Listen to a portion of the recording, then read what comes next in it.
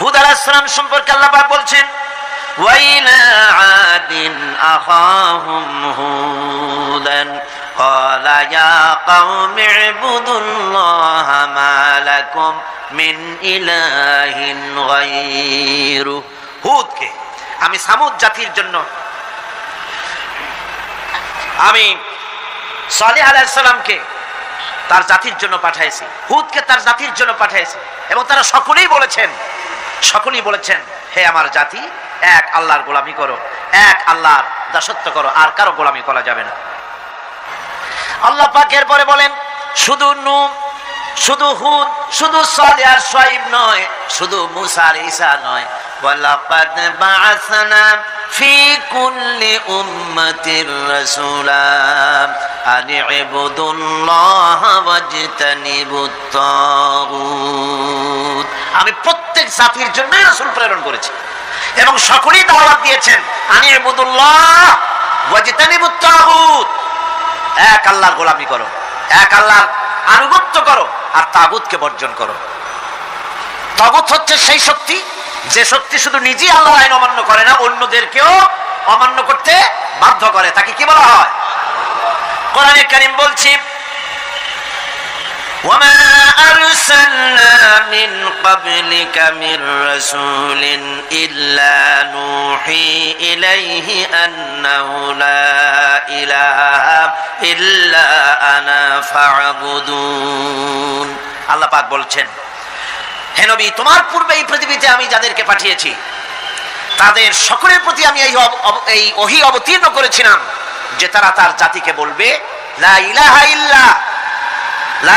ইল্লা আনা, আমি ছাড়া কোনো ইলাহ নাই, অর্থাৎ আল্লাহ ছাড়া কোনো ইলাহ নাই। এই কথাটা নবীরা সকল জাতির কাছে তারা বলবে, এই বলে ওহী নাজিল করেছে, এবং তারা বলবে একমাত্র আল্লাহ পাকের গোলামি, তার আনুগত্য জীবনের সকল ক্ষেত্রে করতে হবে, তিনি ছাড়া কোনো ইলাহ নাই, এটাকে বিশ্বাস করতে হবে।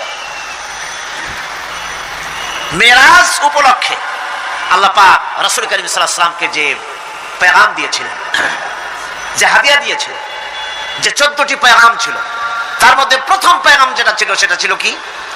ওয়াকাদা রাব্বুকা আল্লা তা'বুদু ইল্লা ইয়্যাহু ওয়া বিল ওয়ালিদাইনি ইহসানা।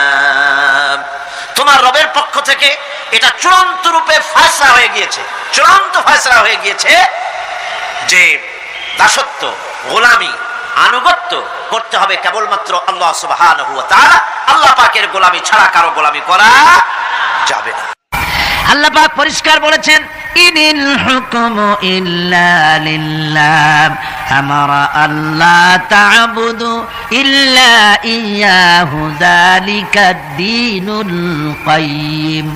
আল্লাহ পাক বলেন আল্লাহ ছাড়া কারো নির্দেশ মানা যাবে না, সেই আল্লাহ পাকই তোমাদের নির্দেশ করেছেন আল্লাহর দাসত্ব কবুল করো, তারই গোলামি করো, তিনি ছাড়া কারো গোলামি করো না। এটাই হলো সঠিক পথ, এটাই হলো সঠিক জীবন ব্যবস্থা।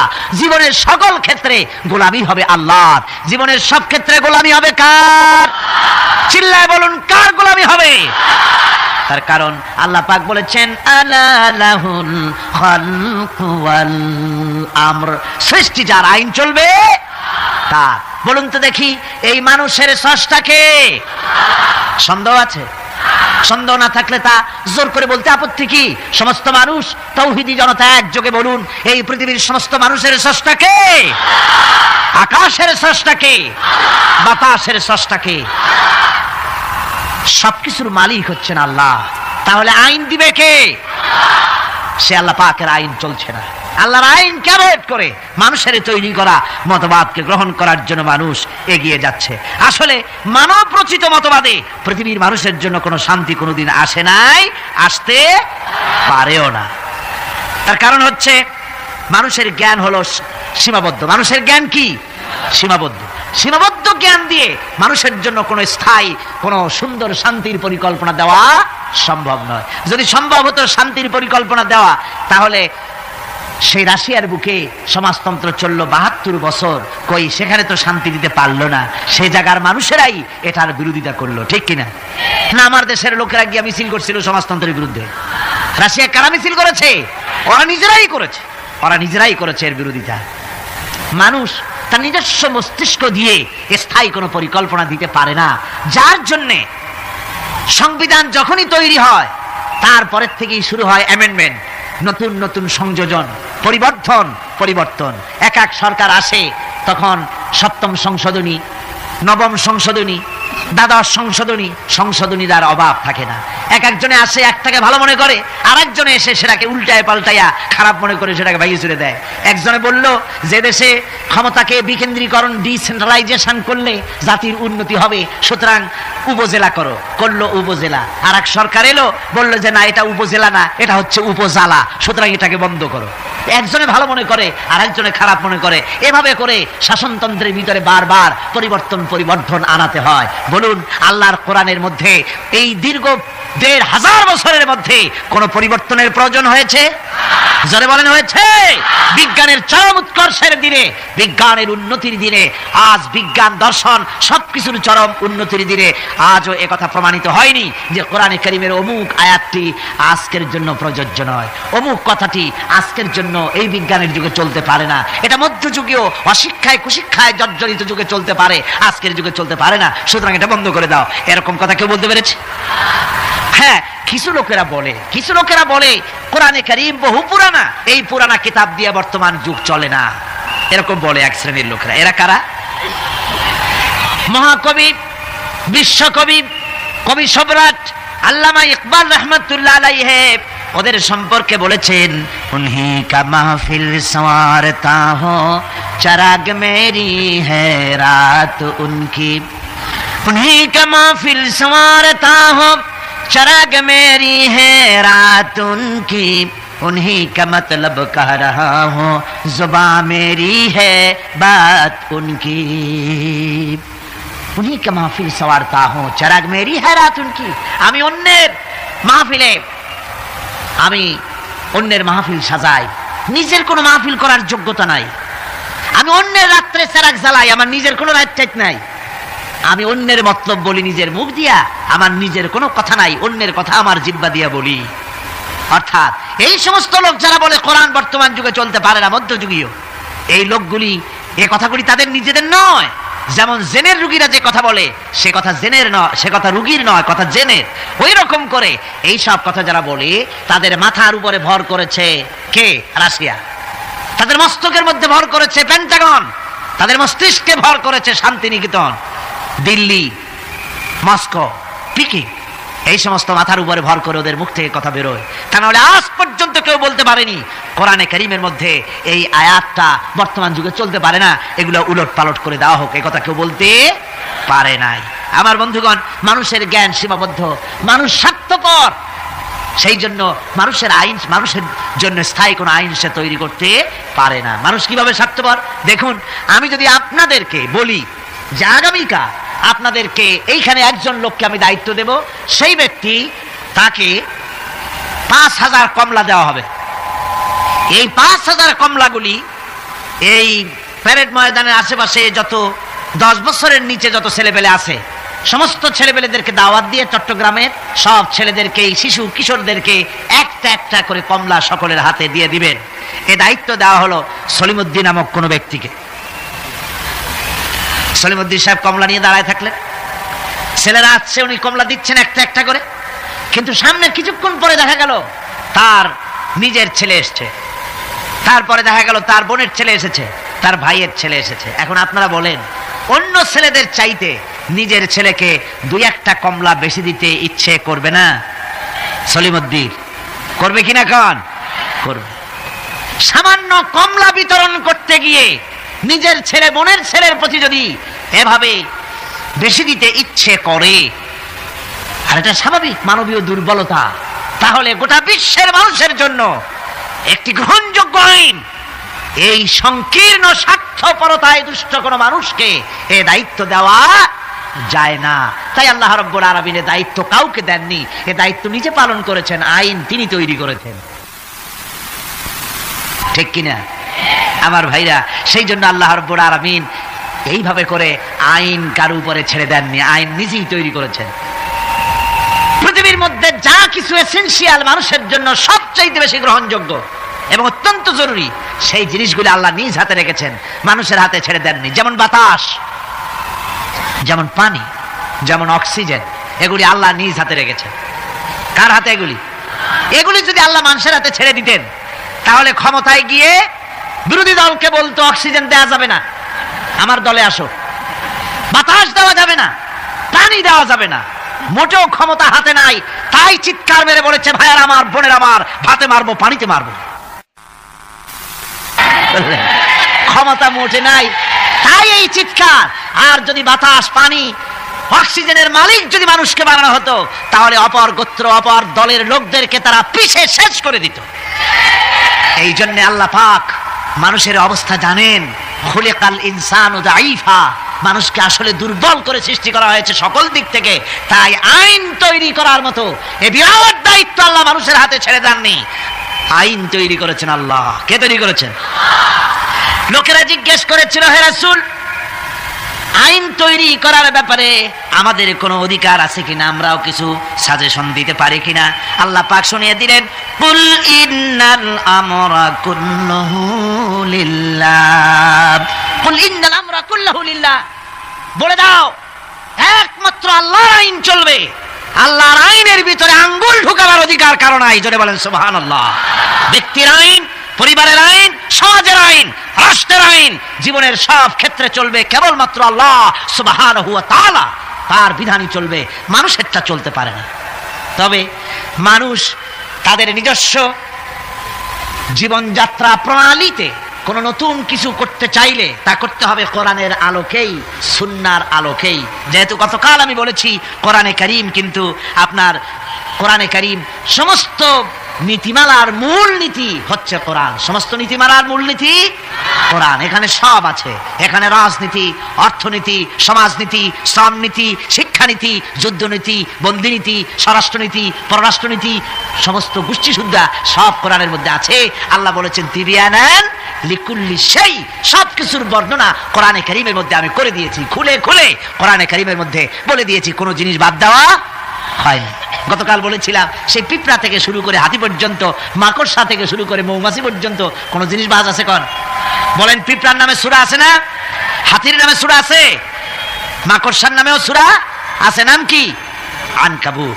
মৌমাছির নামেও সূরা আছে, নাম কি? মেয়ে লোকের নামেও সূরা আছে, কি নাম? সূরা নিসা। মানুষের নামে সূরা আছে, নাম কি? সূরা নাস। সব আছে। আবার পৃথিবীর মধ্যে লোহাকেও বাদ দেওয়া হয়নি কোরআন থেকে, যেহেতু লোহা হচ্ছে মানুষের জন্য সবচেয়ে বেশি প্রয়োজনীয় জিনিস। যদিও সোনার দাম বেশি, কিন্তু প্রয়োজনীয় বেশি লোহা, সেই জন্য লোহার দাম আল্লাহ কমায় রেখেছেন। লোহার উৎপাদন বেশি করে বাড়িয়ে দিয়েছেন। খনিজ দ্রব্য লোহা, আপনার খনিজের মধ্যে, খনির ভিতরে লোহা আল্লাহ পাক বেশি বেশি পয়দা করছেন সারা পৃথিবীতে, যাতে মানুষ এর দ্বারা উপকৃত হতে পারে। লোহা এত জরুরি মানুষের জন্য, এই লোহা না হলে আপনার আমার বক্তৃতা শুনতেই পেতেন না। এই লোহার মাধ্যমেই যাচ্ছে। আমার সামনে যে স্ট্যান্ড আছে এটা লোহার তৈরি। তারপরে এর যে অ্যাম্পলিফায়ার আছে সেখানে লোহা আছে, এর ইউনিটির ভিতরে লোহা আছে। আপনি যে কাপড় সেলাই করছেন সেখানে লোহা আছে, সুই। আপনার কাগজপত্র ছাপতেছেন সেখানেও লোহা আছে। আপনার সুই থেকে শুরু করে প্লেন পর্যন্ত, এমনকি আপনি যে খাবার দাবার উৎপাদন করেন জমিন থেকে, জমিন চাষ করেন, তাও কাঠ দিয়ে হতো না যদি লাঙ্গলের মাথায় লোহার ফলা না থাকতো। লোহার ব্যবহার পৃথিবীর সর্বত্র। সুবহানাল্লাহ, সুবহানাল্লাহ বলেন। সুতরাং লোহাকে বাদ দেওয়া হয়নি। কোরআনে কারীমে সব কথা বলে দেওয়া হয়েছে। সমস্ত কথা খুলে খুলে কোরআনে কারীমের মধ্যে আল্লাহ পাক স্পষ্ট করে বলে দিয়েছেন। আর বলেছেন, এই কোরআনের আইন মেনে এর উপরে যদি তোমরা জীবন চালাতে পারো তাহলে কি হবে? আল্লাহ রাব্বুল আলামিন কোরআনে কারীমের মধ্যে পরিষ্কার করে বলে দিয়েছেন, কোরআনের আইন মেনে যদি চলো, আমার উপরে যদি মানানো আর আমাকে ভয় করার নীতি যদি অবলম্বন করে চলো, ওয়ালাউ আন্না আহলাল কুরআ আমানু ওয়াত্তাকাউ লাফাতাহনা আলাইহিম বারাকাতিম মিনাস সামাই ওয়াল আরদ। জনপদের লোকেরা দেশের লোকেরা যদি আমার উপর ঈমান আনে আর আমাকে ভয় করার নীতি যদি অবলম্বন করে চলে, আল্লাহ পাক বলেছেন তাহলে আমি আকাশ এবং জমিনের সব বরকতের দরজা ওদের জন্য খুলে দেব।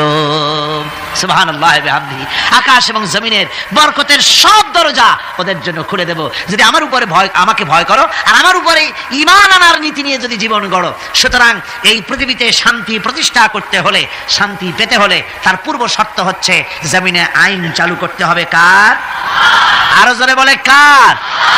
আল্লাহ রাব্বুল আলামিনের এই আইন পৃথিবীর বুকে চালু করার কারণেই জনাবে মুহাম্মদুর রাসূলুল্লাহ সাল্লাল্লাহু আলাইহি ওয়াসাল্লাম এমন এক সমাজ কায়েম করেছিলেন যেখানে চুরি ছিল না, ডাকাতি ছিল না, জেনা ছিল না, ব্যভিচার ছিল না। আল্লাহর নবী বলেছিলেন খায়রুল কুরুনি কারনি, সর্বশ্রেষ্ঠ যুগ হতেছে আমার যুগ। এমন যুগ তৈরি হয়ে গেল মানুষ না খেয়ে মরে না, বেকার সমস্যার সমাধান হয়ে গেছে, মানুষের দ্বারা মানুষ আর লাঞ্ছিত হয় না, অপমানিত হয় না। এমন মুসলমান আল্লাহর নবী জনাবে মুহাম্মদুর রাসূলুল্লাহ তৈরি করেছিলেন এই কোরআন দিয়ে। কি দিয়ে করেছিলেন? কোরআন দিয়ে। ইতিহাস লিখতেছে সেই জামানায় একটা সুন্দরী যুবতী মেয়ে মদিনা থেকে কোথাও যাচ্ছিল, যাওয়ার পথে যখন সন্ধ্যা হয়ে গেল তখন ওই যুবতী মনে করলো একাকিনী আমি বেরিয়েছি, এখন যদি কোনো পর পুরুষের সামনে পড়ে যায় তাহলে তো আমার সতীত্ব আর বাঁচবে না, অলঙ্কারাদি লুণ্ঠিত হবে। এই মনে করে ভয়তে মহিলা বসে পড়েছে জমিনের উপরে। জমিনের উপরে ভয়তে বসে পড়েছে। দেখা গেল যুবক ছেলেটি তার দিকে এগিয়ে আসতেছে। যুবক এবার যুবতীর কাছে এসেছে, ময়দানে আর কোনো মানুষ নাই। যুবক ছেলেটি যুবতীর দিকে তাকিয়ে বলে, মা আমাকে দিয়ে তোমারও কোনো ক্ষতি হবে না, তুমি কোথায় যাবে আমাকে বলো, আমি নিরাপদে পাহারা দিয়ে তোমাকে তোমার গন্তব্যে পৌঁছে দেব। আমার পরিচয় শোনো, আমি মুসলমান। সুবহানাল্লাহ ওয়া বিহামদিহি। রাসূলুল্লাহ এরকম মুসলমান তৈরি করেছিলেন। সুবহানাল্লাহ বলেন। এইরকম মুসলমান তৈরি করেছিলেন জনাবে মুহাম্মদ রাসূলুল্লাহ সাল্লাল্লাহু আলাইহি ওয়াসাল্লাম। এভাবে মুসলমান তৈরি করেছেন যেই মুসলমানদের কোনো মানুষের কোনো ভয় ছিল না, সমাজে চুরি ডাকাতি জেনা ব্যভিচার সব বন্ধ হয়ে গিয়েছিল। রাসূলের সেনাবাহিনী কেমন ছিল জানেন? রাসূলুল্লাহ কোরআন দিয়ে এমন সেনাবাহিনী তৈরি করেছিলেন, সিরিয়া দখল হলো মুসলমানদের হাতে। আর এই সিরিয়ার রাস্তা দিয়ে যখন মুসলমানেরা যাচ্ছে, বিজয়ী মুসলমানেরা সিরিয়ার সুন্দরী মহিলারা মনে করলো আমরা তো এখন ধর্ষিত হব, লাঞ্ছিত হব, এখন তারা আমাদের কোনো বাঁচার পথ নাই, আমাদের সর্বনাশ হয়ে যাবে। তারা তখন ভয় করতে লাগলো, মনে করলো যে ঘরের মধ্যে ঢুকে তারা আমাদেরকে লাঞ্ছিত করবে, তার চাইতে আমরা রাস্তায় দাঁড়িয়ে থাকি, যা আছে কপালে তাই হবে। দেখা গেল রাসূলুল্লাহ ট্রেনিং প্রাপ্ত সাহাবায়ে কেরাম সিরিয়া এই শহরের এক প্রান্ত দিয়ে ঢুকলেন, অপর প্রান্ত থেকে বেরিয়ে গেলেন, ডানে বায়ে তাকিয়ে দেখলেন না কারা দাঁড়িয়ে আছে। সুবহানাল্লাহ ওয়া বিহামদিহি। এর নাম হচ্ছে ইসলাম। এটাই শিক্ষা দিয়েছিলেন জনাবে মুহাম্মদ রাসূলুল্লাহ সাল্লাল্লাহু আলাইহি ওয়াসাল্লাম। এমন এক সুন্দর সমাজ পৃথিবীতে কায়েম হয়েছিল, যার বরকতে এই সুন্দর সমাজ হয়েছিল। আপনারা কি চান বাংলাদেশে সেরকম একটি সমাজ কায়েম হোক? রাসূলুল্লাহ বিদায় হয়ে গিয়েছেন, কিন্তু যে আদর্শ দিয়ে তিনি এই ধরনের সুন্দর সমাজ তৈরি করেছিলেন সেই আদর্শ তিনি সাথে নিয়ে যান নাই। তারাকতু ফীকুম আমরাইন, রাসূলুল্লাহ বলেছেন দুটি জিনিস তোমাদের জন্য রেখে গেলাম, একটা হলো কিতাবুল্লাহ, একটা হচ্ছে আল্লাহর কিতাব, আর একটা হচ্ছে আমার সুন্নাহ। এই দুটি জিনিস রেখে গেলাম তোমাদের জন্য, যদি আঁকড়ে ধরতে পারো তাহলে তোমরা কেউ ধ্বংস হবে না, বিচ্ছিন্ন হবে না, ক্ষতিগ্রস্ত হবে না। এই কোরআন তোমাদেরকে বাঁচিয়ে রাখবে, এই আদর্শ তোমাদের টিকিয়ে রাখবে। সুতরাং আমি জিজ্ঞেস করতে চাই, এই বিরাট তাফসীরুল কোরআন মাহফিলের বিশাল জনসমুদ্র, আপনারা কি চান যে আল্লাহ পাকের এই কোরআন দিয়ে, আল্লাহর ওই সুন্নাহ অনুযায়ী, ওই কোরআন অনুযায়ী এই পৃথিবীর বুকে এই বিধান কায়েম হোক? এটা কি আপনারা চান? হাত উঁচু করে দেখান তো কারা কারা চান।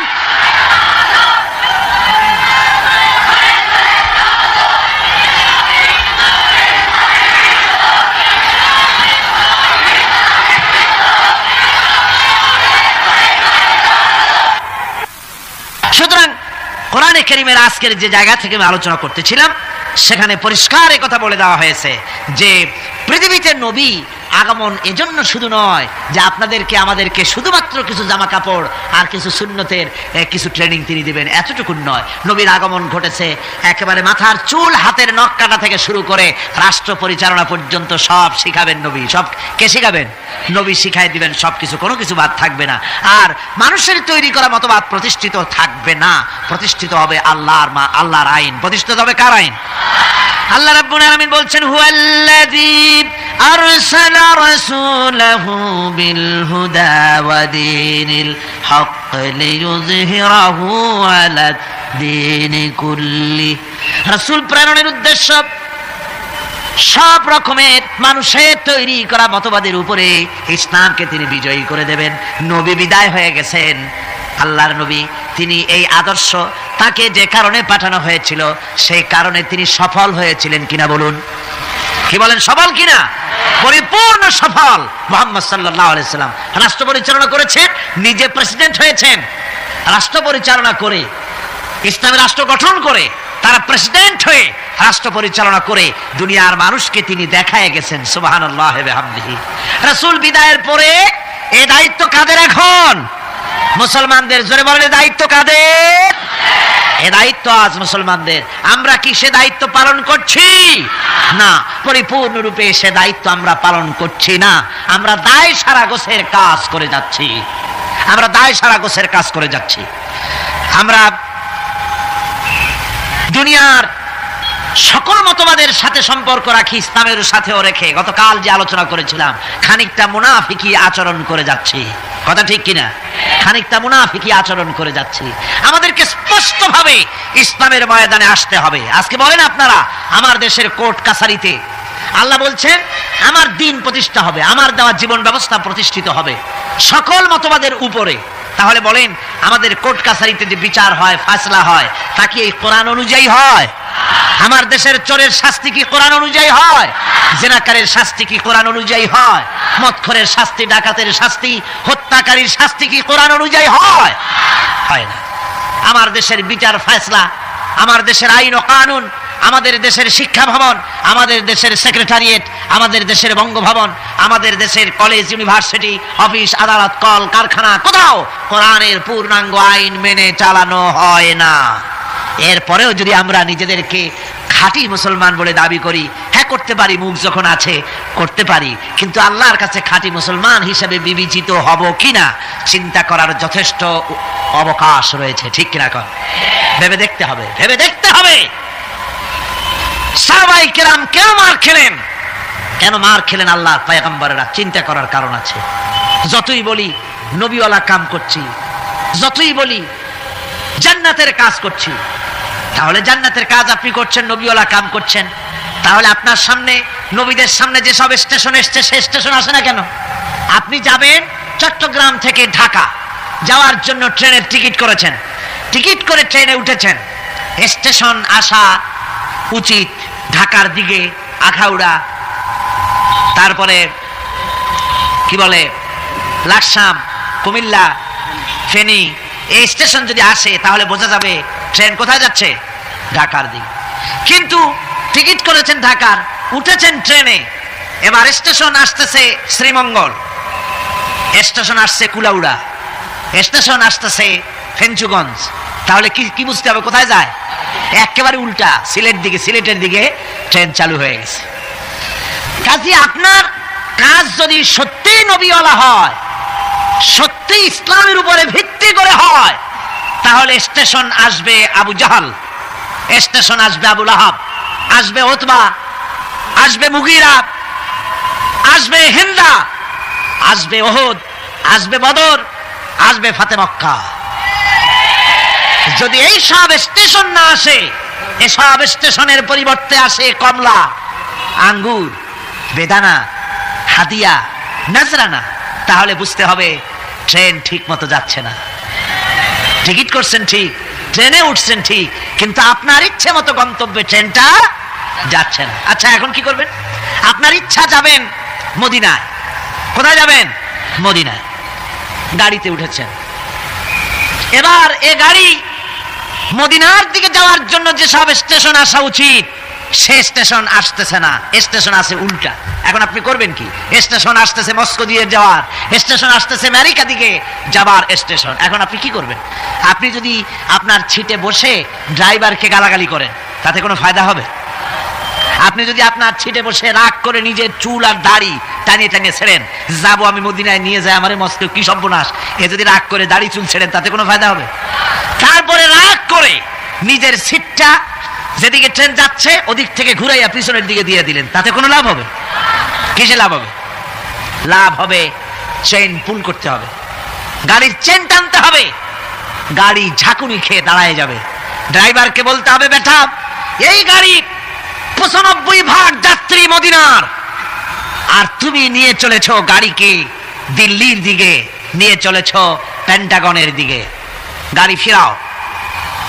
যদি যাত্রীর অধিকাংশ যাত্রীদের দাবি অনুযায়ী গাড়ি যদি না ফিরায়, তাহলে 2 নম্বরের কাজ হলো যাত্রীদেরকে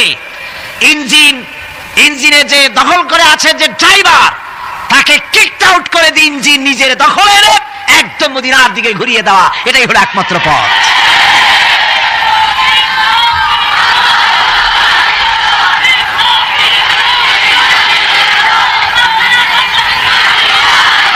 সুতরাং আজকের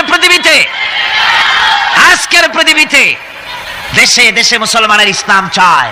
আমাদের দেশের শতকরা 95% মুসলমান, অথচ দেশের সরকার দেশকে আল্লাহর বিধান কোরআন অনুযায়ী না চালিয়ে কখনো বা ভারতকে খুশি করতে চান, কখনো বা আমেরিকাকে, কখনো বা ব্রিটেন ফ্রান্সকে খুশি করার জন্য অগ্রসর হচ্ছেন। এজন্য গোটা জাতির ঐক্যবদ্ধ প্রচেষ্টা চালানো দরকার। যে জন্য নবীরা এসেছেন সেই উদ্দেশ্যে নিজেকে প্রস্তুত করা। কথা বুঝতে পেরেছেন? নিজেদেরকে প্রস্তুত করতে হবে। অনুরোধ বিনোদে কাজ হবে না। গতকাল বললাম, একটা নাস্তিক কমিউনিস্টের প্রচার করা উঠান নামক নাটকটি, যেটা রয়েছে সম্পূর্ণ ইসলাম বিদ্বেষী, কোরআন বিদ্বেষী, ওই নাটক প্রচার করলে সরকারকে আমরা মনে করব মুনাফিকি রোগে পেয়েছে। বলছিলাম কাজ, আজকে খবর পেলাম, আমাকে একজন বলেছেন আজকে রাতেই নাকি সেই বন্ধ করা নাটক আবার চালু হয়েছে। তাহলে কি বুঝলাম? আমরা বুঝতে বাধ্য হলাম এ সরকার নিজে চলে না, ভারত চালায়। সরকার আজ ভারতের গোলামে পরিণত হওয়ার প্রচেষ্টা চালাচ্ছে। এর অবস্থা শুভ হবে না জাতির জন্য। এই অবস্থা শুভ হবে বলুন? আদৌ শুভ হবে না। সরকারকে বলতে চাই, কোরআনের মাহফিল থেকে সরকারকে জানাতে চাই, ভারতের চাইতে আল্লাহরে বেশি ভয় করুন। কারে বেশি ভয় করতে হবে? ওই ভারতের বাবার ক্ষমতা নাই। আল্লাহ যদি ক্ষমতা ছিনায় নেওয়ার ইচ্ছে করেন, তারপরে এক মুহূর্ত তোমাদেরকে টিকিয়ে রাখার পারবে ভারত? পারবে আমেরিকা? কেউ পারবে? কেউ পারবে না। সুতরাং ভারতকে ভয় নয়, ভয় করতে হবে আল্লাহকে। কাকে ভয় করতে হবে? সে আল্লাহ রাব্বুল আলামিনকে ভয় করে এগিয়ে আসতে হবে। আমরা সরকারকে, যে কোনো সরকার যখনই এসেছে, কোরআনে কারীমের মাহফিল থেকে আমরা তাদেরকে সতর্ক করেছি, ঠিক না? বিগত 14 বছরের ইতিহাস, এই তাফসীরুল কোরআন মাহফিলের 14 বছরের ইতিহাস, হাজার হাজার অডিও ভিডিও ক্যাসেট সাক্ষী। কোরআনে কারীমের আলোকে সরকারকে আমরা গঠনমূলক সমালোচনা করেছি। আমরা কখনো ডিস্ট্রাকটিভ সমালোচনা করি নাই, কনস্ট্রাকটিভ সমালোচনা করেছি, ঠিক না? আমরা চাই যারা ক্ষমতায় আছে তারা ইসলামের বিধান অনুযায়ী, দেশের শতকরা 95% জনতার মন মানসিকতা অনুযায়ী দেশ পরিচালনা করুন। যদি না পারেন, ব্যর্থ হন, তাহলে অশান্তি, আল্লাহর গজব অপেক্ষা করছে। যে গজবে অতীতের লোকেরা ভুগেছে, সেই গজবও অপেক্ষা করছে, ঠিক কিনা? কোরআনে কারীমের এত বড় বিশাল মাহফিল, এই মাহফিলে শরীক হতে পেরে আমরা ধন্য। আমরা আল্লাহর কাছে শুকর আদায় করি, সকলে বলি আলহামদুলিল্লাহ। মহব্বতের সাথে জোরে সোরে সবাই পড়েন আলহামদুলিল্লাহ। কোরআনে কারীমের আলোচনা শোনার জন্য আপনারা যেভাবে এসেছেন, আগামীকালও এবং আরো কয়দিন আছে? 3 দিন, একদিন করে নিয়ামতের দিনগুলি ফুরিয়ে যাচ্ছে।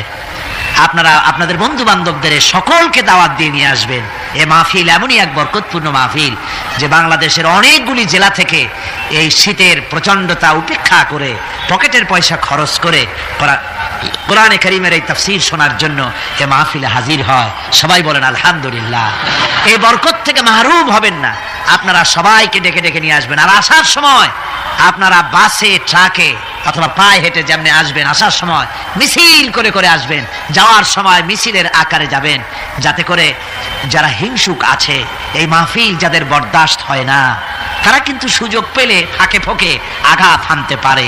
গত বছর, তার আগের বছর এসব দুষ্টামি তারা করেছে, ঠিক কিনা? ওদের চরিত্র বিশ্বাস করা যায় না, নিজেরা নিজেরা মারামারি করে অন্যের উপরে দোষটা চাপায় দেয়। ও, তাহলে আমার আর কিছু বলা লাগবে না, বুঝিয়ে ফেলছেন? মাশাআল্লাহ।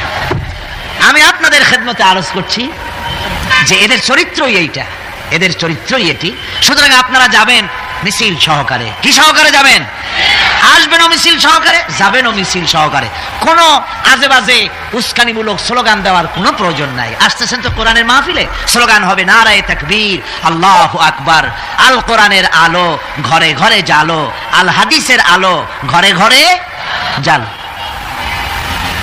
তা না হলে বলে আবার আরেকটা সুযোগ থাকে, ফিতনা বাজ্জারা, ওরা তো আর সহজে ছাড়ে না। তারা কয় যে আল কোরআনের আলো, এই স্লোগানই তারা দেয়, তার মানে ওরা হাদিস মানে না, বুঝলেন?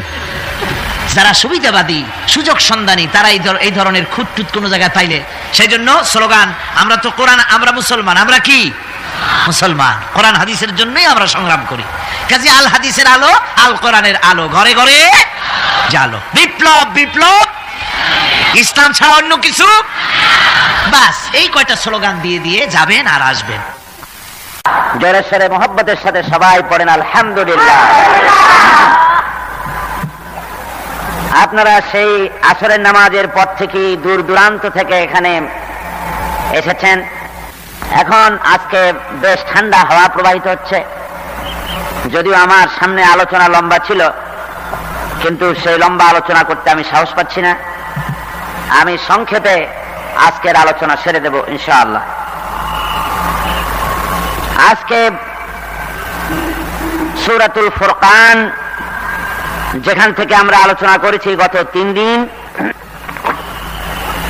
সেই আলোচনা আপনাদের সামনে আজকে করা হচ্ছে এর 3য় রুকু থেকে। এই আলোচনার ভেতরে একটি ধারাবাহিকতা কাজ করেছে। আজকে যেখান থেকে আমরা আলোচনা করব, এখানেও সেই প্রথম দিন যে কথা আমি বলেছি, আবহমান কাল থেকে শুরু করে ইসলামের বিরুদ্ধে, কোরআনের বিরুদ্ধে, রাসূলের বিরুদ্ধে, তাওহীদের বিরুদ্ধে বিভিন্ন রকমের সন্দেহ, সংশয় ইত্যাদি সব সময় সৃষ্টি করে রাখা হতো, এবং কাফেরেরা নতুন নতুন ধরনের অনেক কথাবার্তা তারা বলতো, যে সমস্ত কথা আসলেই কোনো যুক্তির ধোপে টেকে না। এসব কথা বলে তাদের মূল উদ্দেশ্য ছিল জনগণকে কোরআন থেকে, ইসলাম থেকে, রাসূল থেকে, তাওহীদ থেকে দূরে সরিয়ে রাখা। কিন্তু তাদের এই হাজারো প্রচেষ্টা কোনো কাজে লাগেনি। আল্লাহ পাক তার দ্বীনকে, তার কোরআনকে চালু রেখেছেন। আজকে যেখান থেকে আমরা আলোচনা শুরু করব, সেখানে ওই কথাগুলি বিধৃত হয়েছে। আমরা শয়তানের ওয়াসওয়াসা থেকে আল্লাহর কাছে পানাহ চেয়ে নিয়ে তারপরে শুরু করতে চাই। সবাই পড়েন আমার সাথে, আউযু বিল্লাহি মিনাশ শাইতানির রাজীম, বিসমিল্লাহির রাহমানির রাহিম। وقال الذين لا يرجون لقاءنا لولا أنزل علينا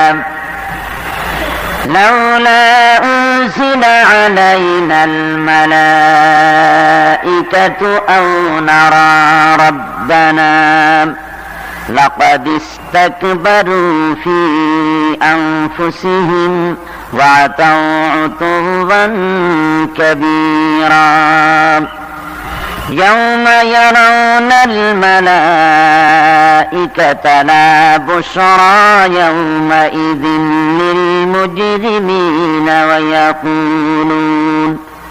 ويقولون حجرا محجورا صدق الله العظيم। এখানে আল্লাহ পাক বলছেন, যে সমস্ত লোক আমার সঙ্গে, আমার সম্মুখে উপস্থিত হওয়ার শঙ্কা বোধ করে না, অর্থাৎ কিয়ামতের দিন আমার সামনে আসতে হবে, আমার সামনে উপস্থিত হতে হবে। এ ব্যাপারে যাদের ভয় নাই তারা বলে লাউলা উনজিলা আলাইনাল মালাইকা, আমাদের কাছে কেন ফেরেশতা পাঠানো হয় না? আও নারা রাব্বানা, নতুবা নয়তো আমরা আল্লাহকে, আমাদের রবকে আমরা দেখতে চাই। লাকাদ ইস্তাকবারু ফি আনফুসিহিম, তারা তাদের মনের ভেতরে একটা দাম্ভিকতা পোষণ করতেছিল। ওয়া আতাউ উতুওয়ান কাবীরা, আর এরা বিদ্রোহ এবং অবাধ্যতার সীমা লঙ্ঘন করেছিল।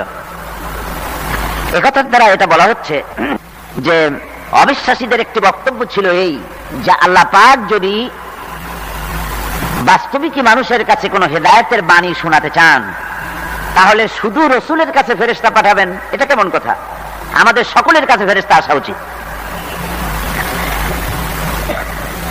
আর এই ফেরেশতারা প্রত্যেকের বাড়ি বাড়ি গিয়ে বলা উচিত যে তোমাদের আল্লাহর পক্ষ থেকে তোমাদের জন্য এই হেদায়েত, এরকম বাড়ি বাড়ি ফেরেশতা যাওয়া দরকার।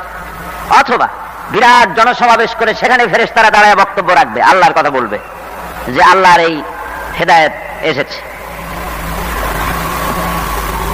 আর এটা যদি না হয় তাহলে রব যিনি, তিনি আসুন, তিনি আমাদের সামনে এসে কথা বলুন, আমরা রবকে দেখতে চাই।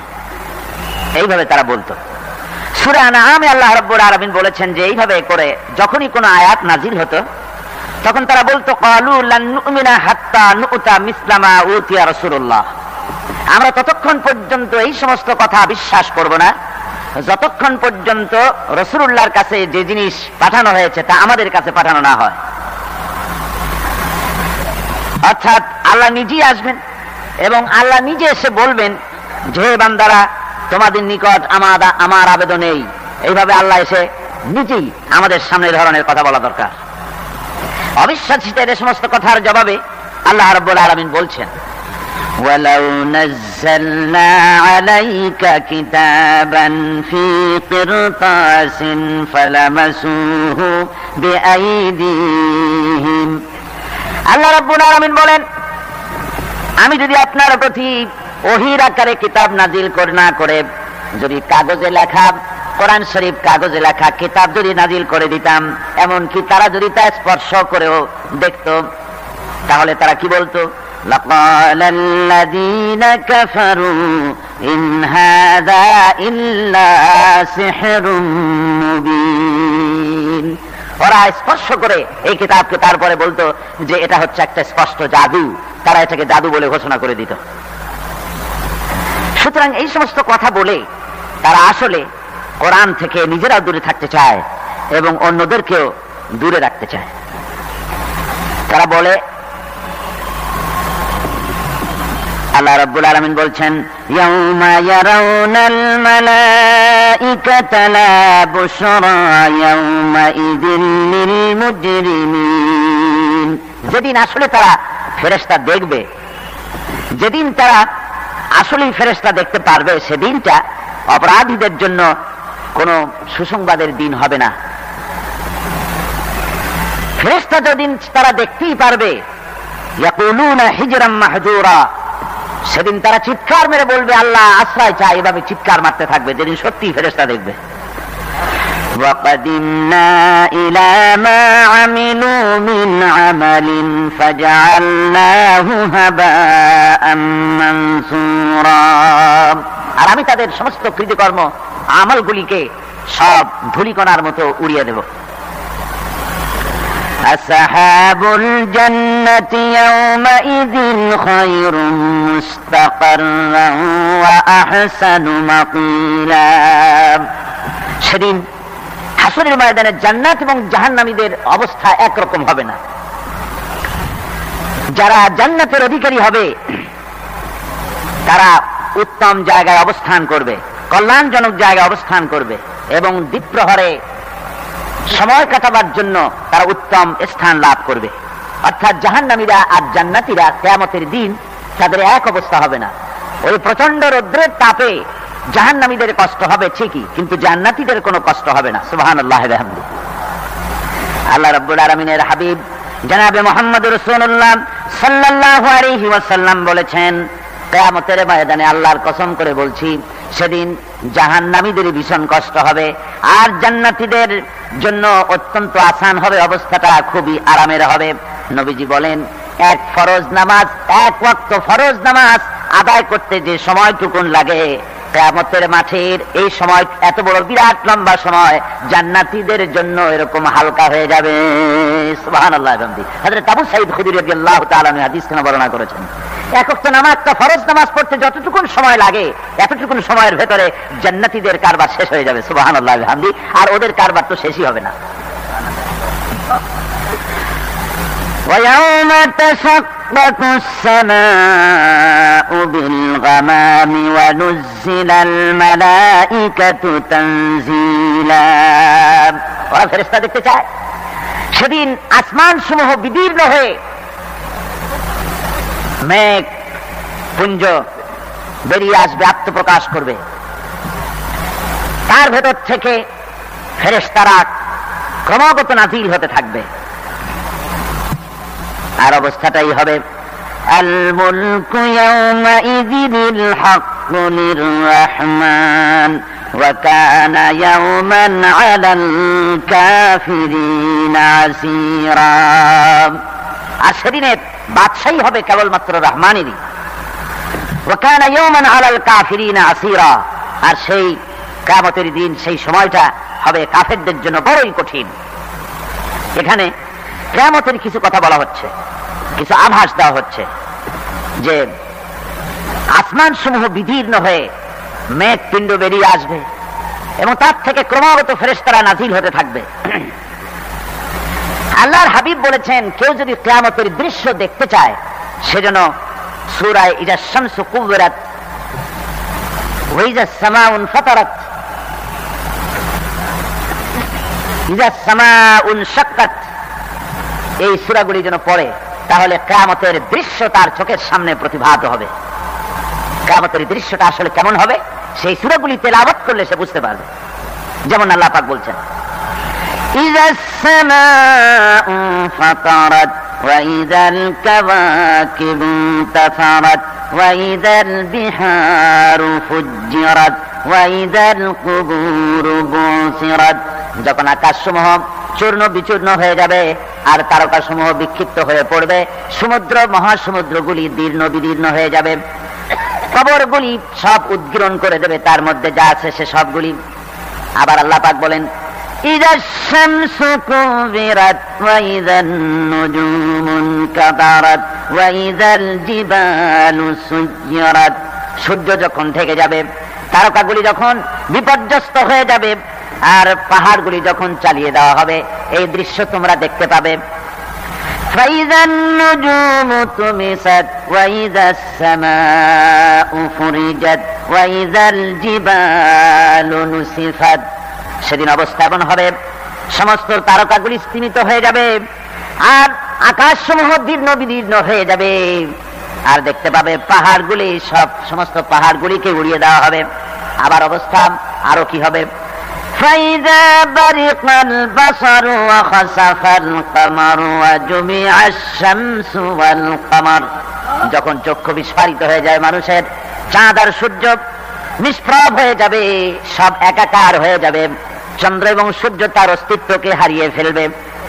শুধু তাই নয়, ওয়াহুমিলাতিল আরদু ওয়াল জিবালু ফাদুক্কাতা দাক্কাতান ওয়াহিদা। জমিন ও পাহাড়গুলির মধ্যে সংঘর্ষ লাগিয়ে দেওয়া হবে, আর তা এক ধাক্কায় জমিন এবং সমস্ত পাহাড়গুলি চূর্ণ বিচূর্ণ হয়ে যাবে। সুবহানাল্লাহ ওয়া বিহামদিহি। আল্লাহ রাব্বুল আলামিন বলছেন, এইভাবে করে কিয়ামতের দৃশ্য, বিভীষিকাময় দৃশ্য তোমরা দেখতে পাবে। আর সেদিনের রাজত্বটা কার হবে? আল মুলকু ইয়াওমাইযিনিল হাক্কু লির-রাহমান। সেদিনের রাজত্ব হবে কেবলমাত্র রহমানের। অর্থাৎ যেসব কৃত্রিম বাদশাহী দেখে তোমাদের চোখে ধাঁধা লেগে গিয়েছে, তোমাদেরকে দুনিয়ার বাদশাহী দেখে তোমরা ধোঁকায় পড়ে গিয়েছো, এসব বাদশাহী কিছুই টিকবে না সেদিন। সেদিন শুধু বাদশাহী থাকবে একমাত্র আল্লাহ পাকের। কার থাকবে বাদশাহী? যারা বলেন কার? আল্লাহ রাব্বুল আলামিন যখন কিছুই থাকবে না, ঘোষণা করবেন লিমানিল মুলকুল ইয়াউম লিল্লাহিল ওয়াহিদুল কাহ্হার। আজকে কার রাজত্ব? চারিদিক থেকে আওয়াজ আসতে থাকবে, পরাক্রমশালী আল্লাহ রাব্বুল আলামিনের রাজত্ব আর কারণ নয়। হাদিস শরীফে এসেছে, বুখারী মুসলিম শরীফের হাদিসে এসেছে, আল্লাহর নবী বলেন আল্লাহ রাব্বুল আলামিন তখন তার এক হাতে আকাশ মণ্ডলীকে ধারণ করবেন, আর এক হাতে জমিনকে ধারণ করবেন। আকাশ মণ্ডলী এক হাতে, জমিন এক হাতে। এভাবে আল্লাহ রাব্বুল আলামিন বলবেন আইনাল জাব্বারুন আইনাল মুতাকাব্বিরুন। কোথায় সেই স্বৈরাচারীরা? কোথায় সেই দুর্বিনীত অহংকারী স্বৈরাচার যারা আমার জমিনের উপরে, আমার মানুষের উপরে রাজত্ব চালিয়েছে? তারা আজকে কোথায়? কোথায় সেই অহংকারীরা? আল্লাহ পাক সেদিন যে বলবেন, সেদিন তো বলবেন, কিন্তু দুনিয়ার মাঝেও স্বৈরাচার যারা, অহংকারী যারা, তাদের শাস্তি পৃথিবীর বুকেও দেন, আর সেদিন তো দিবেনি। কত স্বৈরাচার আমরা দেখলাম, কত অহংকারী দেখলাম, যাদের তর্জনী হেননে লক্ষ কোটি কোটি মানুষ উঠতো আর বসতো। তাদের জিল্লাতির সঙ্গে আল্লাহ রাব্বুল আলামিন কতজনকে বিদায় করে দিলেন। ফুলের মালা নিয়ে কুলাতে পারে নাই, পা থেকে শুরু করে গলা পর্যন্ত ফুলের মালা দিয়া ডুবাই দিল ভক্তরা। আবার আল্লাহ রাব্বুল আলামিন এমন শাস্তি দিলেন, ফুলের মালার পরিবর্তে জুতার মালা নিয়ে জেলের মধ্যে ঢুকাইয়া দিলেন। ঠিক কিনা গান? অহংকারী আর স্বৈরাচার যারা হয়, আল্লাহ পাক এভাবে তাদের দৃষ্টান্ত দেখিয়ে দেন। আমরা কত দেখলাম, 9 বছরের রাজা, 10 বছরের সাজা। পৃথিবীর বুকে যারা অহংকার করে, যারা স্বৈরাচার হয়, আল্লাহর আইনকে যারা বৃদ্ধাঙ্গুষ্টি প্রদর্শন করে, আল্লাহ পাক তাদের জমিনেও দেখান। এখানে চূড়ান্ত ফয়সালা আল্লাহ করেন না, আসল ফয়সালার জায়গা তো আছেই, তবে এখানে নমুনা দেখায় দেন। কিন্তু মুশকিল হচ্ছে, ইতিহাসের সবচাইতে বড় শিক্ষা হলো, ইতিহাস থেকে মানুষেরা শিক্ষা গ্রহণ করে না। একজনে যে কাম করে বিপদে পড়ে, আর একজন এসে আবার সেই পথেই অগ্রসর হয়, নিশ্চিত মৃত্যুর পথে। আমার বন্ধুগণ, আল্লাহ পাক বলছেন সেদিন আমার রাজত্ব হবে, আর কারো রাজত্ব হবে না। وَكَانَ يَوْمًا عَلَى الْكَافِرِينَ عَسِيرًا। আর ওই দিনটা, ওই কিয়ামতের দিন হবে কাফেরদের জন্য সবচেয়ে কঠিন। সবচেয়ে কঠিন হবে কাদের জন্য? কাফেরদের জন্য। কাফের কারা? কাফের হচ্ছে তারা যারা নাকি আল্লাহর আইনকে অস্বীকার করেছে, আল্লাহকে অস্বীকার করেছে, আল্লাহর আইনকে অস্বীকার করেছে। ওরা কি? কাফের। কুফর শব্দের অর্থ হচ্ছে গোপন করা। এই জন্য অন্ধকার রাতকে আরবিতে কাফের বলা হয়েছে, অর্থাৎ যা সব জিনিসকে অন্ধকার দিয়ে ঢেকে দেয়। তো কুফর হচ্ছে সেই জিনিস যা মহাসত্যকে ঢেকে দেয়, সত্যকে, মহাসত্যকে ঢেকে দেয় যেই জিনিস, সেটাকে কুফর বলা হয়। আর এই কাফের অন্ধকারে ঘুরে মরে, সে কোনো আলোর খোঁজ পায় না। আল্লাহ রাব্বুল আলামিন বলেন, কাফেরদের কথা এখন শোনাচ্ছেন আল্লাহ পাক, والذين كفروا أولياؤهم الطاغوت يخرجونهم من النور إلى الظلمات। যারা কাফের, যারা কুফরি অবলম্বন করেছে, তাদের সাহায্যকারী আর পৃষ্ঠপোষক হচ্ছে তাগুত। তাগুত বলা হয় সেই শক্তিকে, যে শক্তি শুধু নিজেই আল্লাহর আইন অমান্য করে বসে থাকে না, বরং অন্যদেরকে আল্লাহর আইন অমান্য করতে বাধ্য করে। ওদেরকে আরবিতে কি বলা হয়? তাগুত বলা হয়। আর এই তাগুতি শক্তি, এই তাগুত হয় তার সাহায্যকারী, যা তাকে আলো থেকে টেনে অন্ধকারের ভেতরে নিয়ে যায়। আর কাফের হচ্ছে আল্লাহ পাকের ভাষায়, অর্থাৎ কোরআনের ভাষায়, কাফের হচ্ছে সবচাইতে নিকৃষ্ট প্রাণী, সবচাইতে নিকৃষ্ট জীব। মহাসত্যকে যারা স্বীকার করেছে, যারা আল্লাহকে মানে না, যারা আল্লাহর কোরআনকে মানে না, যারা ইসলামকে স্বীকার করে না, তারা সবচেয়ে নিকৃষ্ট প্রাণী। আল্লাহ রাব্বুল আলামিন বলেন, ইন্না শাররাদ দাওয়াবি ইনদাল্লাহিল্লাযীনা কাফারু ফাহুম লা ইউমিনুন।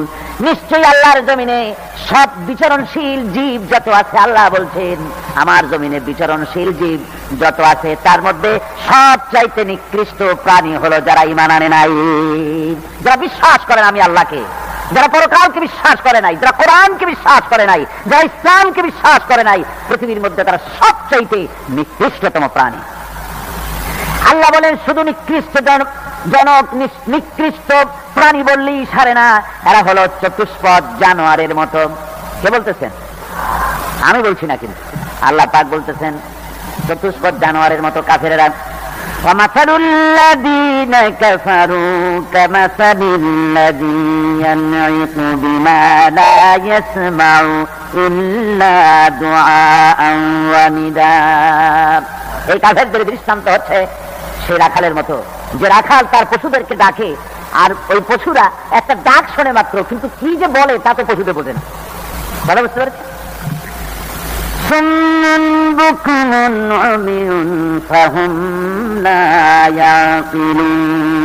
এরা বোবা, এরা বধির, এরা অন্ধ, এ কারণে কোনো কথা বোঝে না। এরা চতুষ্পদ জানোয়ারের চাইতে নিকৃষ্ট। যাদেরকে আমি আল্লাহ বলেন, যাদেরকে আমি চোখ দিলাম, চোখ থাকতে হক দেখলো না, সব দেখলো। হক দেখে নাই চোখ দিয়া, এই চোখ দিয়া সব দেখলো। নারীর সৌন্দর্য উপভোগ করলো, আর নারীর অঙ্গ প্রত্যঙ্গ নিয়ে নানা ধরনের গল্প লিখলো, কবিতা লিখলো, কিন্তু এই সৌন্দর্য যিনি দিলেন তারেও চিনল না।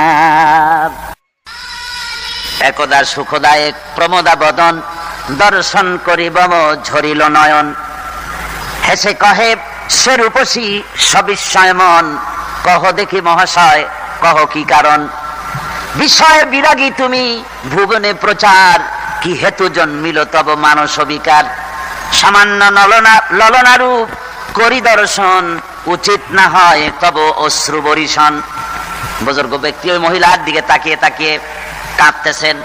সুন্দরী মহিলা বলেন, আল্লাহর বুজুর্গ বান্দা, আপনি এলাকার ভিতরে বুজুর্গ এবং পীর হিসাবে, বুজুর্গ ব্যক্তি হিসাবে আপনি বিখ্যাত। আজকে আমাকে এখানে দেখে আপনি আমার দিকে তাকায় আমার রূপ উপভোগ করতেছেন আর কাঁদতেছেন। আপনার মতো সংসার বিরাগী মানুষ আমার মতো একটা সুন্দরী মেয়েকে দেখে ভাবে কাঁদা ঠিক না। বুজুর্গ ব্যক্তি বলছেন, হেসে কহিলাম বলে করহ শ্রবণ, নেত্র ঝরে তব হেতু ভেব না এমন। যে শিল্পী রচিল ওই সুধাংশু বদন, তাহার তরে ঝরে নেত্র নয়নে জীবন। আল্লাহর বান্দি, আমি তোমাকে দেখি কান্দি না, আমার চোখে পানি বেরিয়ে গেছে। তোমারে দেখে আমি মনে মনে ভাবলাম, এত সুন্দর করে যিনি মানুষ বানিয়েছেন, না জানি ওই আল্লাহ রব্বুল আলামিন কত বড় সুন্দর। আমার ভাইরা, সুতরাং চোখ থাকতে ওরা আল্লাহ রব্বুল আলামিনের কুদরত ওরা দেখে নাই, কান থাকতে কোরআনের আওয়াজ ওদের কানের মধ্যে ঢোকে নাই, বিবেক থাকতে আল্লাহর দ্বীনকে বুঝতে পারে নাই, চিন্তা করতে পারে নাই। আল্লাহ রাব্বুল আলামিন বলেন, উলাইকা কাল্লানাম, এরা হলো চতুষ্পদ জানোয়ার। বালহুম আদল, শুধু জানোয়ার না, জানোয়ারের চাইতেও নিকৃষ্ট। এমনই জানোয়ার, আল্লাহ বলেন শুধু জানোয়ার না, জানোয়ারের মতো শুধু খায় জনমের মতো। والذين كفروا يتمتعون ويأكلون كما تأكل الأنعام। এই কাফেরগুলির কাম শুধু ফুর্তি করা, গান বাজনা, নাটক, গল্প, এই সব কাজ তাদের। নামাজ নাই, রোজা নাই, আল্লাহর চিন্তা নাই, তাহাজ্জুদ নাই, পরহেজগারি নাই, শুধু গান আর নাচ। দেখেন না ফুর্তি। এই যে 1 জানুয়ারি রাত 12টার সময় আমার ঘুম ভেঙে গেল, এই যেখানে আমি ছিলাম, বিকট আওয়াজ। আমি মনে করলাম পাশের বাড়ি বুঝি ডাকাত পড়ছে। পরে বাড়িওয়ালা আমাকে বললেন যে ডাকাত না, বোধহয় এই নিউ ইয়ার সেলিব্রেট হচ্ছে, নতুন বৎসর উদযাপন হচ্ছে, বোমা দিয়ে শহরবাসীর আরামের ঘুম হারাম করে এগুলি করা হচ্ছে। এ তো গেল 1 জানুয়ারি। আর যখন আমাদের নিজেরটা যখন আসে, অর্থাৎ 1 বৈশাখ, তখন দেখছেন অবস্থা 1 বৈশাখে। এবছর আমাদের দেশে 1 বৈশাখে ঢাকায় যে দৃশ্য আমি টিভির মধ্যে দেখলাম, তাতে আমার মনে হয়নি যে 12 কোটি মুসলমানের দেশে রাজধানীতে এই দৃশ্য হচ্ছে। আমার মনে হচ্ছিল এটা বুঝি কলকাতা অথবা অন্য কোনো শহর হবে। আমি দেখলাম সমস্ত যুবক যুবতী, নারী পুরুষ, বিভিন্ন বয়সের লোক সব একসঙ্গে রাস্তায় নেমেছে, নাচতেছে। তার মধ্যে বুদ্ধিজীবী আছে, শিক্ষিত লোক আছে, সমানে নাচতেছে। আর তাদের মুখোশ পরা, বানরের মুখোশ, কুকুরের মুখোশ, শূকরের মুখোশ, ঘোড়ার মুখোশ, পাতিশিয়ালের মুখোশ। এই মুখোশ পরে এভাবে নাচতেছে। আমি চিন্তা করলাম নববর্ষের সাথে কুত্তার মুখোশের সম্পর্ক কি, নববর্ষের সাথে পাতি শ্রীগালের মুখোশের সম্পর্ক কি? তাহলে ওরা কি বলতে চায় যে আগামী বছরটা আমরা কুত্তার ভূমিকায় অ্যাক্টিং করব, অথবা শ্রীগালের মতো ধূর্তামি করব জাতির সাথে? তারপরে কি করলো, সকাল বেলায় যুবক যুবতী পয়লা বৈশাখ সূর্য উদয়ের আগে রমনা লেকের পাড়ে গিয়ে সব দাঁড়িয়েছে বাসন্তী রঙের শাড়ি পরে। তারপরে সেখানে দাঁড়িয়ে সূর্য উদয়ের পানে তাকিয়ে সকাল বেলায় ভাবে করজোর করে বলছে, এসো হে নববৈশাখ স্বাগতম হে। নববৈশাখ অলক্ষে বোধহয় এটা শুনে বলতেছে, বাবাজিরা আমারে ডাকতেছো, অপেক্ষা করো আমি আসতেছি। আমারে ডাকতেছো, আমি আসতেছি, কোমরে গামছা বেঁধে আসতেছি, 225 মাইল স্পিডে আসতেছি, 30 ফুট উচ্চ জলোচ্ছ্বাস নিয়ে আসতেছি নববৈশাখের মজা। আমার ভাইরা, মুসলমান নববর্ষ উদযাপনের সাথে মুসলমানের কিসের সম্পর্ক? মুসলমান যদি এই দিন উদযাপনই করে তাহলে তাকে করতে হবে ফজরের নামাজ পড়বে। মুসলমান নববর্ষ উদযাপন করবে, ফজরের নামাজ পড়বে, তারপরে কোরআন শরীফ তেলাওয়াত করবে, দরুদ শরীফ পড়বে, আল্লাহর দরবারে হাত তুলে বলবে, রব্বুনা রাব্বিন, একটি বছর পার করে দিলাম, নাফরমানি ছাড়া কিছুই তো করি নাই, বিগত বছরে যা করেছি মাফ করে দাও, আগামী বছরটা গোটা জাতি আর দেশের জন্য কল্যাণকর মঙ্গলময় করে দাও। এটাই তো বলা উচিত ছিল নাকি বলে? তা না করে, তা না বলে বৈশাখের পরিচালককে না দেখে সরাসরি বৈশাখকে আহ্বান করা হয়েছে, আর বৈশাখ আহ্বান করার মজা জনমের মতো দেখাই দিয়েছে। আল্লাহ রাব্বুল আলামিন তাই বলেন, কাফেররা তাদের কাজ হলো শুধু খাওয়া, তারা এমন খাওয়া খায় জনমের মতো খায়, ইয়াকুলুনা কামা তাকুলুল আনাম, জানোয়ারে যেমন খায় ওই রকম খায়। তার মানে খায়, একটু বিসমিল্লাহ কয় না, খায় যখন ছেড়ে দেয় তখন আলহামদুলিল্লাহ বলে না, বাহাজ্জা খায়, আবার বাহাজ্জা খায়। ডাব একটা কাটলো, বিসমিল্লাহ নাই, খাইলো, 2-4 ঢোক খাইয়া পুরা ডাবটার ফেলাই দিল। ডাবটা কি তোমার বাজান তৈরি করছিল নাকি? একটু বিসমিল্লাহ বললা না, একটু শুকরিয়া আদায় করলা না। আমি গত এই যে ডিসেম্বর গেল, ডিসেম্বরের 16 তারিখ আমেরিকা থেকে এসেছি, ওখানে দেখলাম তারা প্রতি নভেম্বর মাসের শেষ বৃহস্পতিবার থ্যাঙ্কস গিভিং ডে অবজার্ভ করে। তো আমি জিজ্ঞেস করলাম, থ্যাঙ্কস গিভিং ডে জিনিসটা কি? ওরা বললো, এটা হচ্ছে এই যে গড আমাদেরকে সারা বছর ভালো খাওয়াইছেন, আমাদেরকে ভালোভাবে পড়াইছেন, সুন্দর রেখেছেন, এই জন্য আমরা গডকে থ্যাঙ্কস দেই নভেম্বরের এই শেষ দিনটিতে। সারা বছরে ভালো খাইছি, ভালো থাকছি, এই জন্য গভর্নমেন্টকে মানে গডকে থ্যাঙ্কস দিলাম। আমি আবার আলোচনায় সেখানে বললাম যে দেখেন, রাশিয়ার সাথে আমেরিকার পার্থক্য তো এখানে, ওরা গডকে অস্বীকারই করেছে, গডই মানে না। আর এরা গডের নামাজ রোজা বা ইবাদত কিছু করুক আর না করুক, গডের অন্তত একটা ধন্যবাদ দেয়। ওরা ওদের ডলারে লিখেছে, ইন গড উই ট্রাস্ট, প্রত্যেকটা ডলারে লেখা আমরা গডে বিশ্বাস করি। তো শুকর আদায় করলে তো আল্লাহ বাড়িয়ে দিবেন। আল্লাহ রাব্বুল আলামিনের সুন্নাত হলো, শুকর যদি কেউ আদায় করে আল্লাহ বাড়িয়ে দেন। লা ইন শাকারতুম লা আযীদান্নাকুম ওয়া লা ইন কাফারতুম ইন্না আযাবী লাশাদীদ। আমার নিয়ামতের শুকর যদি আদায় করো আমি বাড়ায় দেব, আর যদি নিয়ামতের শুকর আদায় না করো তাহলে মস্ত বড় শাস্তি তোমাদের জন্য রেখেছি। তো আমেরিকা শুকর আদায় করে নিজেরা খাইয়া, কিন্তু ওদের জমিন হলো বিশাল জমিন। আমি কয়েকবার গিয়েছি এবং বহু স্টেট সফর করেছি।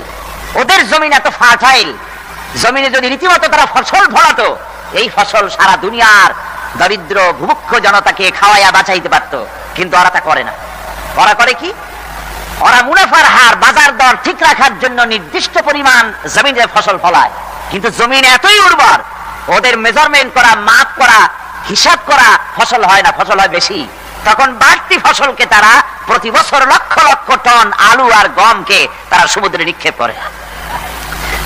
তাদের আলু এবং গম সেই সময় তারা নিক্ষেপ করে সমুদ্রে, যখন ইথিওপিয়া সুদানে মানুষ না খেয়ে মরছে, পৃথিবীর বিভিন্ন দেশে মানুষ ক্ষুধার যন্ত্রণায় যখন চিৎকার করছে আর তাদের এই চিৎকারে আকাশ বাতাস ভারী হয়ে যাচ্ছে, তখন ওরা এই কামটি করছে।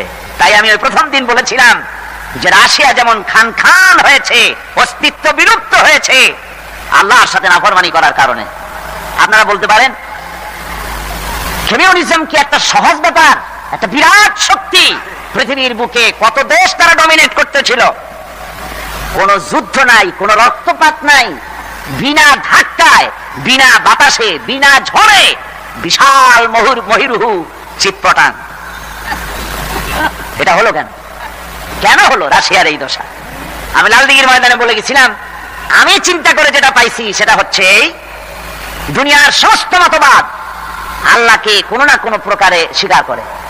তার কথা মানুক আর না মানুক, আছে একটা কিছু, এতটুকু বলে যে আল্লাহ আছেন বা গড আছে বা একটা কিছু আছে। কমিউনিজম, সমাজতন্ত্র হলো পৃথিবীর একমাত্র নিকৃষ্ট মতবাদ, যে মতবাদ সরাসরি আল্লাহকে স্বীকার করেছে, বলেছে আল্লাহ নাই, দেয়ার ইজ নো গড। তারা ধর্ম কাফির বলেছে। আল্লাহ পাক তাই কোন যুদ্ধ ছাড়া, কোন মারামারি ছাড়া, কোন রক্তপাত ছাড়া এই বিশাল শক্তিকে ফুৎকারে উড়িয়ে দিলেন, তুলার মতো হয়ে, গোটা রাশিয়া তুলার মতো হয়ে, পেঁজা তুলা, ধোনা তুলার মতো হয়ে সব উড়ে চলে গিয়েছে, অস্তিত্ব বিলুপ্ত হয়ে গিয়েছে। কিন্তু আমাদের দেশের খুচরা কমিউনিস্টরা এখনো স্বপ্ন দেখে। ওই যে কালকে বলেছি, তারা বলে কলমের খোসা এটা এখনো নষ্ট করা যাবে না, এটা এখনো চালু করা হবে, এখনো চীনে আছে, এখনো কিউবায় আছে। ওই কিউবা থেকে, চীন থেকে ফিদেল কাস্ট্রোর একটু আওয়াজ শোনে, চীন থেকে মিস্টার ব্যাং না কি জানি না, ব্যাং, এর আওয়াজ শোনে আর তাই মনে করে এ বুঝি সমাজতন্ত্রের বিজয়ের গান। না, চীন থেকে আর কিউবা থেকে যে আওয়াজ আজকে উঠতেছে, এই আওয়াজ সমাজতন্ত্রের বিজয়ের আওয়াজ নয়, এটা হলো সমাজতন্ত্রের মরণ যন্ত্রণার গোঙানির আওয়াজ। কাজী এরা দুনিয়ার বুকে শুধু আনন্দ এবং ফুর্তি করে, আল্লাহর হককে, আল্লাহকে চিনতে তারা ব্যর্থ হয়েছে। এখনই আমরা মোনাজাত করতে যাচ্ছি। আল্লাহুম্মা আমিন। ربنا ظلمنا أنفسنا وإن لم تغفر لنا وترحمنا لنكونن من الخاسرين ربنا لا تزغ قلوبنا بعد إذ هديتنا وهب لنا من لدنك رحمة إنك أنت الوهاب رب العالمين। আয় আল্লাহ তাআলা, দীর্ঘক্ষণ ধরে তোমার দ্বীনের কথা, কোরআনের কথা আমরা শুনেছি, আলোচনা করেছি। মেহেরবানি করে সওয়াবটুকু হুজুরে পুরনূর সাল্লাল্লাহু আলাইহি ওয়াসাল্লামের রূহ মুবারকে পৌঁছে দাও। আয় আল্লাহ তাআলা, तमाम পৃথিবীর মাটির নিচে যত মুমিন মুমিনাত শুয়ে আছে তাদের আরো আর পরে সওয়াব পৌঁছে দাও। আল্লাহ তাআলা, আমাদের মা বাপ যাদের কবরে শুয়ে আছে, কবরগুলিকে জান্নাতের টুকরা বানায়া দাও। আমাদের মা বাপ যাদের বেঁচে আছে, সুস্থ রাখো, ভালো রাখো। রব্বির হামহুমা কামা রব্বায়ানি সগীরা। সবাই পড়েন, রব্বির হামহুমা কামা রব্বায়ানি সগীরা। হে আল্লাহ তাআলা, সারা জীবন গুনাহ করে করে আমরা আমাদের জীবনকে বরবাদ করে দিয়েছি। আল্লাহ, তুমি দয়া করে আমাদের জিন্দেগির সকল গুনাহ খাতা মাফ করে দাও। হায় আল্লাহ, কোরআন দিয়ে জীবন গড়ার তৌফিক দান করে দাও। এই মাহফিল বাকি 3 দিন যেন চলতে পারে সুন্দরভাবে, তুমি মেহেরবানি করে গাইবি মদদ দিয়ে দিও। হায় আল্লাহ তাআলা, এই মাহফিল করতে গিয়ে সমাজ কল্যাণ পরিষদ এই মাহফিল করতে গিয়ে বড়ই ঋণগ্রস্ত হয়ে পড়েছে। তুমি জানো আল্লাহ, তুমি তোমার বিত্তশালী বান্দাদের, তোমার সকল বান্দাদের দিলের মধ্যে এই কর্তৃপক্ষের সাহায্য করার জন্য মনের ভিতরে মহব্বত পয়দা করে দাও। সকলকে দেওয়ার মতো তৌফিক দাও, আর এই দানটা কিয়ামতের দিন নাজাতের জরিয়া বানিয়ে দিও। আল্লাহ রব্বুল আলামিন, এই মাহফিলে যত মা বোনেরা কষ্ট করে প্রতিদিন আসতেছেন, হে আল্লাহ, তুমি মেহেরবানি করে মা বোনদের প্রতি রহমত নাজিল করো। আয় আল্লাহ, দেশ বিদেশ থেকে যত লোক এসেছে সকলের উপরে রহমত নাজিল করো। আমাদেরকে কোরআন বোঝার তৌফিক দাও, কোরআন অনুযায়ী জীবন পরিচালনার তৌফিক দান করে দাও। রব্বানা তাকাব্বাল মিন্না ইন্নাকা আনতাস সামিউল আলিম ওয়া তুব আলাইনা ইন্নাকা আনতাত তাওয়াবুর রহিম। হায় আল্লাহ তাআলা, অনেকে দোয়া চেয়েছে, অনেকে কষ্ট নিয়ে বিপদ নিয়ে আসে, মনে এই বিশ্বাস নিয়ে যে কোরআনের মাহফিলে দোয়া কবুল হয়ে যাবে, এই নিয়ত করে বান্দারা আসে। আল্লাহ, কোন বান্দা যেন মাহরুম হয়ে না যায়, তোমার রহমত দিয়া প্রত্যেকের ঝুলে তুমি মালামাল করে দিও।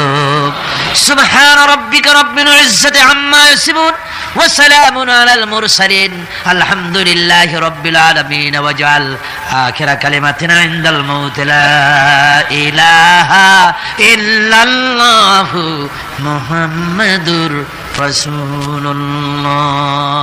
আসসালামু আলাইকুম। সুপ্রিয় দর্শক, আল্লাহ ছাড়া আমাদের আপন কেউ নাই। তিনি আমাদের সৃষ্টিকর্তা, পালনকর্তা এবং রিজিকদাতা। দুনিয়ার সব সম্পর্ক ক্ষণস্থায়ী, কিন্তু আল্লাহর সাথে আমাদের সম্পর্ক চিরস্থায়ী।